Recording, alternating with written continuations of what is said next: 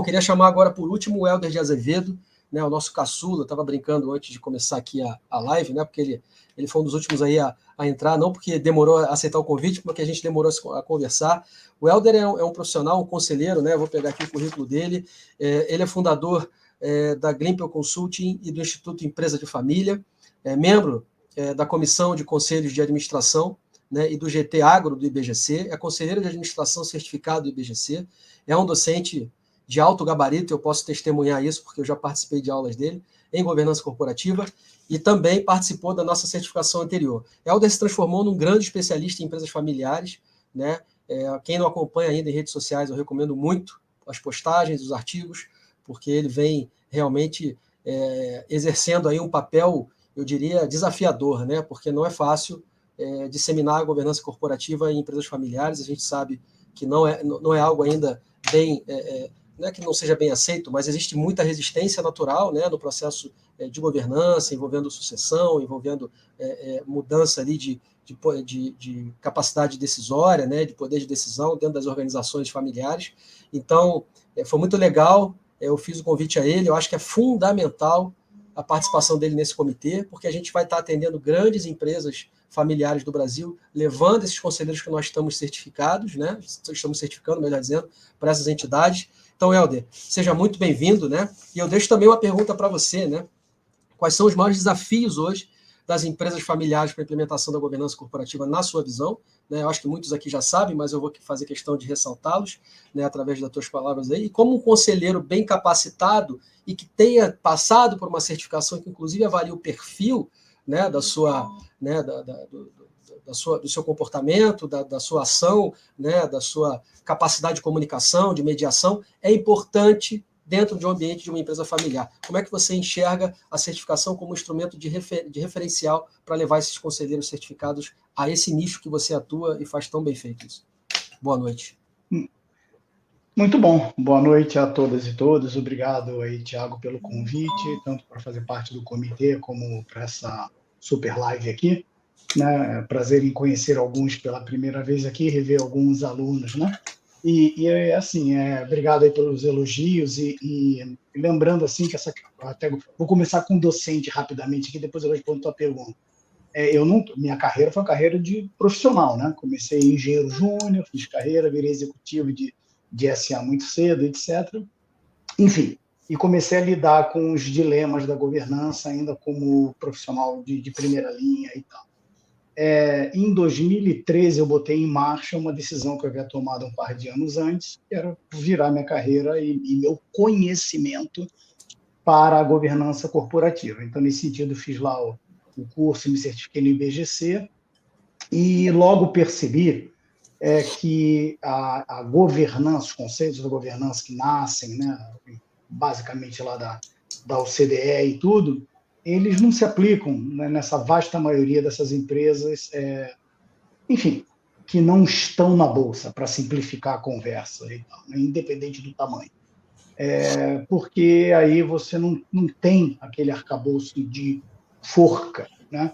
Você tem consequências de atos, etc, etc.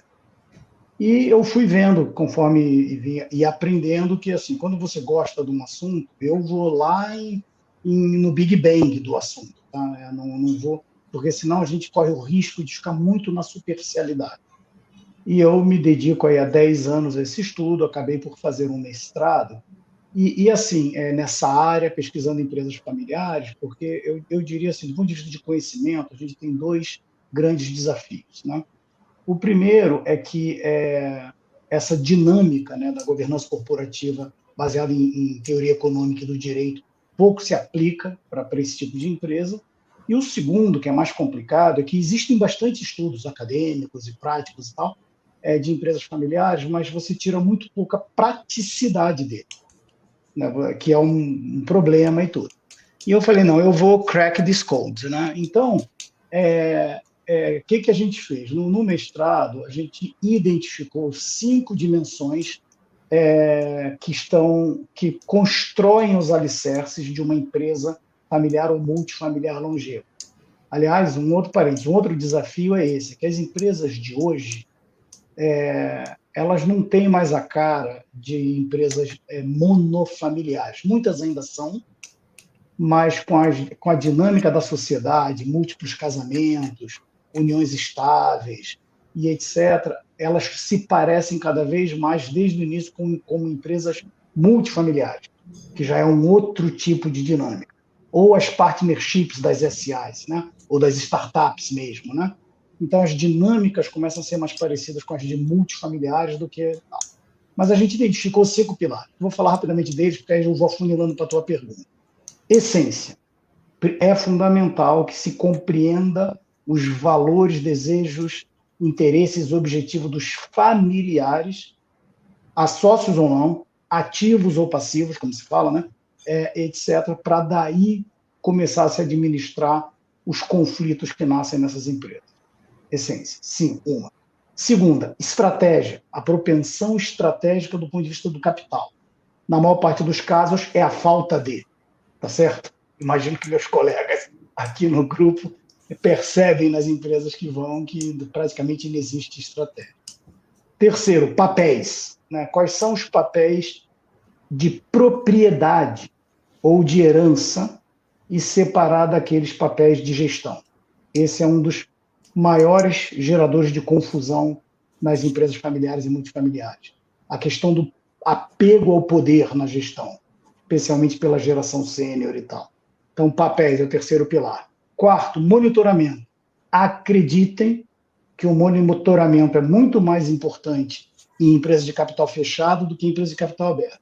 Porque as empresas de capital aberto, elas têm que se submeter a tantos regramentos, a tantas certificações, ISO, gestão de risco, compliance, etc., que o nível de monitoramento está intrínseco na operação delas. E notem que isso não evita os escândalos que a gente vive assistindo aqui no Brasil e lá fora também. Mas na empresa familiar, esse monitoramento é fundamental. E ele é difícil por 2 motivos. O primeiro, que quem detém o poder usualmente rejeita o monitoramento, né? E o segundo é que pouca gente sabe, mas monitorar uma empresa que você é sócio é um dever. Né? Quem é advogado sabe, está no Código Civil. Não é um direito, é um dever.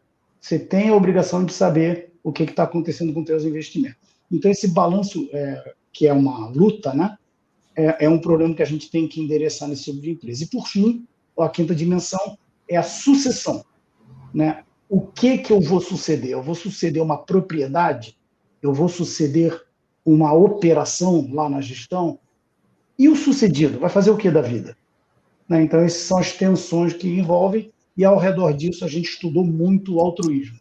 Por isso que eu chamo, né, as 5 dimensões sociais da longevidade, que gerou esse livrinho aqui, não sei se vai dar para ver, né, que de minha autoria, Empresa de Família, uma abordagem prática e humana para a conquista da longevidade. Dito isso, as empresas, né, familiares, elas possuem intrinsecamente uma demanda de governança, especialmente quando uma dessas 3 coisas estão acontecendo, muitas delas às vezes juntas. Presença multigeracional adulta, então, atuando ou não, já tem aí aspectos sucessórios, patrimoniais, de herança e tal, que tem que ser olhado. O desejo de crescer, sem ter os recursos intelectuais, financeiros e etc. E, muitas vezes, o desejo de sair. Se cair na conversa da boutique da Faria Lima, de M&A, vai vender na bacia das almas. Se tiver uma estrutura de governança, provavelmente o jogo vai ser diferente. Por fim, empresa familiar, multifamiliar, só vai montar conselho, só vai contratar um consultor para fazer um trabalho e tal, se ela confiar nesse conselho, nesse conselheiro, nesse profissional. Se esse cara tiver uma referência. Tá legal? Aí eu estou afunilando finalmente para a tua pergunta, Thiago. Então, nessa hora, uma certificação é chave, porque como é que você separa o joio do trigo? A pessoa faz um curso, uma escola de nome, não importa e tal, e se intitula, como já falaram aqui, coach, ou se intitula conselheiro da Fundação A, da Fundação B, tá certo? Já, e tal, porque fez um curso, ele leu um livro e tal. Então, Se já é difícil ter a confiança, ter a referência, né, e tal. E tem uma quantidade muito grande de pessoas que saem, né, que são egressos aí das carreiras profissionais, que têm uma competência enorme para ajudar essas empresas. De novo, lê um livro, o meu, por exemplo, e vai dizer que é conselheiro. Bom, pode até ser que dê certo, mas qual é a referência? Então, aí eu acho que essa certificação vem para encaixar. Então, antes de te devolver a palavra, Tiago, 2, 3 propagandinha bem rápida. Primeiro, que esse livro está em promoção até sexta-feira na São Paulo. 40% de desconto, tá? Segundo, que um dos blogs lá no site do Instituto Empresa e Família, a gente tem mais de 60 textos lá, vasta maioria de minha autoria, mas tem de outros autores, são todos convidados a contribuir. E tem um em particular que fala do decálogo da empresa familiar centenária. Tá? Eu convido todos a lerem, está aberto, é gratuito, não tem nenhuma captura, não tem nada lá. Quem for comentar, agradeço a referência, né? E por fim, nós estamos lançando, né, no Kindle uma série de livros que a gente pretende que sejam livros muito densos, curtos, mas muito densos de conteúdo, que preparam herdeiros e sócios, né, a conduzir as suas empresas, né? Inclusive, um desses livros é o livro de estratégia, né? Que quem fez o curso lá, que eu ministrei lá na formação, teve acesso àquele tipo de conteúdo lá, e ele faz parte aí, né, Tiago, da avaliação, não é isso? Exato. Do que li, né? Então, Exato. assim, eu acho que a iniciativa é fantástica, porque realmente vai dar uma referência para o profissional que vai atuar nesse mercado, e pode dar um pouco mais de conforto a quem contrata, né? Por conta disso, que também é um papel, junto com a tua certificação, que é a BC3, da qual você também é membro, eu também sou, Marco e alguns outros aqui, procura divulgar para dizer, olha, se é um conselheiro que está certificado, que está aqui na BC3, uma dupla referência, não é isso? Então, eu vou arriscar esse cara aí, apesar de eu não conhecê-lo tão profundamente. Sim, sim. Isso. Então, obrigado, parabéns pela iniciativa e feliz de estar junto com vocês aí nesse projeto. Obrigado, Helder. Foi, mais uma vez, também muito prazer, uma honra ter você com a gente.